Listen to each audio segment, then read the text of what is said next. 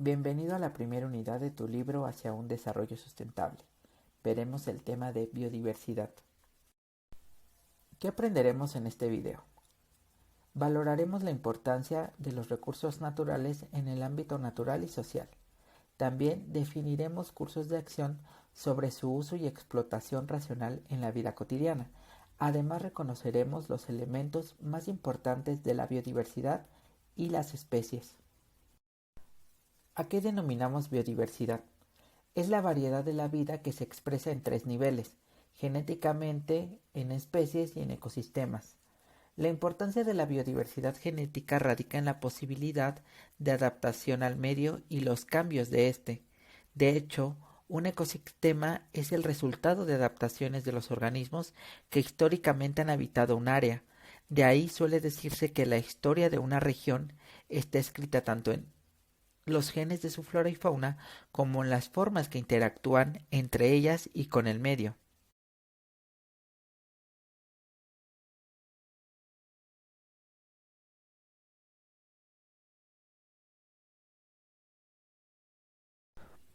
Ahora hablaremos de los elementos más importantes de la biodiversidad y sus conceptos.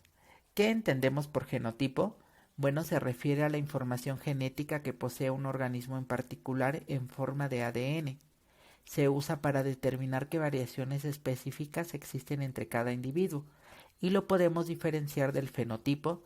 Este refiere simplemente a las características físicas de los seres vivos. Ahora definiremos qué es población. En biología es el conjunto de organismos o individuos que coexisten en un mismo espacio y tiempo, que comparten ciertas propiedades biológicas, las cuales producen una alta cohesión reproductiva y ecológica del grupo, manteniendo así un equilibrio en el ecosistema. Ahora definiremos qué es la cohesión.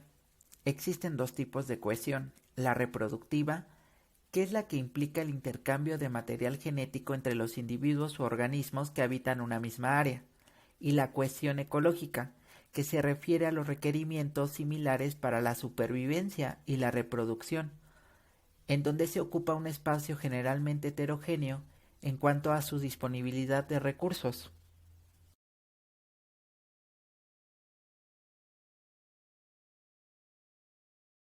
En el tema de la biodiversidad es importante recalcar las consecuencias de la actividad humana. La explotación de los recursos naturales, tanto renovables como no renovables, modifican las características del hábitat de las especies y atentan contra ellas, llevándolas al peligro de la extinción. El ser humano debe considerar que todas las especies no tienen la misma capacidad de adaptación como el ser humano.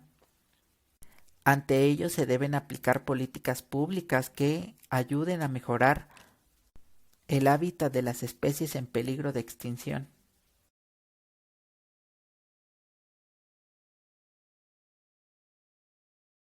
Ahora hablaremos sobre la clasificación de las especies. Estas pueden ser nativas. Son especies que están en su área de distribución original, de acuerdo con su potencial de dispersión natural. Las especies nativas tienen relaciones evolutivas y ecológicas con otras especies con las que han compartido su historia y que se encuentran completamente adaptadas a las condiciones locales. Las especies endémicas son las que se encuentran restringidas a una región, por ejemplo el teporingo, que es una especie de conejo endémico de la zona volcánica del sur y oriente del Valle de México. Las especies exóticas, las que originalmente tienen otra área de distribución pero fueron introducidas, intencionalmente o no, a una nueva. Las especies exóticas no tienen relaciones evolutivas con las especies de su hábitat y pueden ocasionar fuertes problemas transmitiendo enfermedades desconocidas, compitiendo o desprendiéndose de las especies nativas.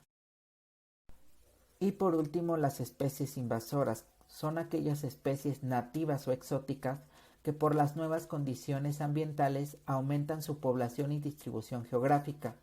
Estas pueden causar daños ambientales a la economía y a la salud humana.